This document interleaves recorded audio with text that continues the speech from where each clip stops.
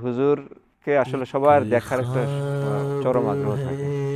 হুজুর কোন দিক দিয়ে আসতেছেন, হুজুর কার দিকে দেখছেন, সবাই তার একটা লক্ষ্য থাকে হুজুরের যেন তার চোখে চোখে হুজুরের চোখটা পড়ে। সবার এটা টার্গেট থাকে।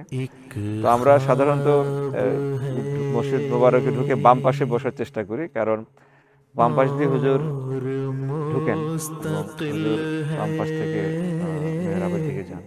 হুজুর প্রথমে ঢুকেই সালাম দেন, আর সালাম দিয়ে হুজুর এক পলকে সবাইকে দেখেন, একেবারে পুরা মসজিদে।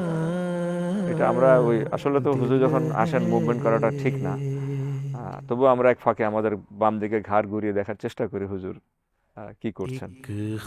আর হুজুর যখন নামাজ শেষ করে চলে যান, দাঁড়িয়ে হুজুর সালাম দিয়ে তারপর বের হন, এবং পুরা যারা ওখানে থাকেন, যারা নামাজে অংশগ্রহণ করেন, তারপর সবাই কিন্তু হুজুরের সালামের উত্তর দেন হুজুর প্রবেশ করার সময় এবং হুজুর বের হওয়ার সময়। এখানে আসলে একটা শিক্ষা যে নামাজে যখন মসজিদে প্রবেশ করা হয় তখন যেন আমরা সালাম দিয়ে প্রবেশ করি। এটা এটা শিক্ষা আসলে।